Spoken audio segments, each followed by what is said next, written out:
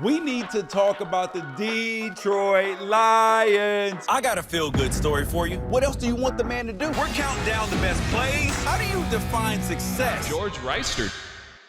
Yes, even after getting their doors knocked off 38-6 by the Baltimore Ravens, they are still one of the 4 best teams in the league with the Kansas City Chiefs, the Eagles, and the 49ers. And this is the best time to talk about them when everybody who was all in last week at 5-1 is now back ignoring them at 5-2. But what enough people are not talking about is why the NFL's most lovable losers are all of a sudden the best story in the NFL. Let's start with Dan Campbell. Everybody remembers the comments he made about biting kneecaps in his introductory press conference. And when you knock us down, we're going to get up. And on the way up, we're going to bite a kneecap off. But do you remember what he said right before that? Because that's the most important part. If not, let's refresh your memory.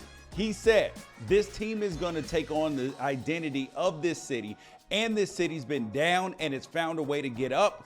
He also said, if the city can get up off the mat, so can we. And part of getting up off the mat is realizing that you're down there. And in Dan Campbell's first season, the Lions only won 3 games. And if you count the preseason, it was 15 games until the Lions tasted their first victory. But that year wasn't about winning. It was about finding out who you could count on. And the Lions team found out a lot. They found out that Jared Goff, he wasn't just a pretty boy that had never played a home game outside of California. He had grit. He survived getting sacked a career high 35 times, only threw 9 interceptions, despite spending the entire year behind on the scoreboard. And speaking of being behind and never panic, they fed the ball to their top 2 running backs over 300 times because Dan Campbell knew that the 3-decade-old culture of not being able to run the ball after Barry Sanders retired had to be addressed. So even when it didn't make sense to the scoreboard watcher's eye, it made sense for the culture. And they found out what type of player that was going to fit this team's identity. And then they went and drafted dogs.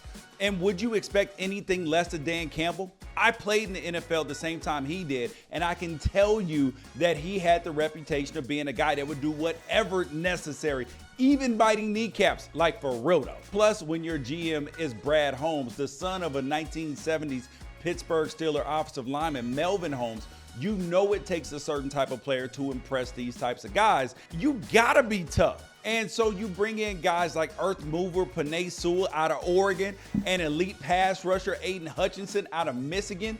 But those 2 were obvious picks, and anybody could have nailed those. It's what the Lions did in the later rounds in 2021 and 2022 that helped shape their identity. Guys like Big Aleem McNeil out of NC State in the 3rd round, who is yet to miss a game on the D-line. Amon-Ra St. Brown out of USC in the 4th round, son of a world-renowned bodybuilder with an unmatched confidence and work ethic to play a position that's reserved for divas. He's got more receptions than anybody picked ahead of him in the 2021 draft class. And it wasn't just the guys that they drafted. They found hidden gems like cornerback Jerry Jacobs as an undrafted free agent. And in 2022, Illinois safety Kirby Joseph, he fell to them in the 4th, and he led the team in interceptions. They took an undersized linebacker out of Oklahoma State with a 6th-round pick in 2022, Malcolm Rodriguez. And all he's done is become a fan favorite and rack up 62 solo tackles as a rookie. And the entire 2023 draft class is already contributing. Sam Laporta, 2nd on the team in receptions. Both Brian Branch and Jack Campbell in the top 5 in tackles. If it sounds like this team is young, it's because it is. The Lions have 1 player on the defense over the age of 28, and that guy is 29-year-old Alex Anzalone. Anzalone perfectly encapsulates the culture Detroit is trying to build. He was a little used reserve in New Orleans, and when Dan Campbell was an assistant, but in Detroit, he's the heart of the defense and was rewarded with an $18 million extension. Which brings me to my next point. Dan Campbell's loyalty is being paid back by the players in the building. He stuck with defensive coordinator Aaron Glenn, my former teammate, a year after being 31st in points allowed. And here we are 2 years later with the Lions having a top 10 scoring defense and top 7 in yards allowed. Earlier this year, when the Lions faced the tough choice of having to release cornerback Chase Lucas heading into the season, Lucas reciprocated that loyalty and ignored other offers to stay with the Lions practice squad. The Lions, in return, elevated him to the 53-man roster as soon as they had an opening. And this is the type of stuff that makes players want to give their all.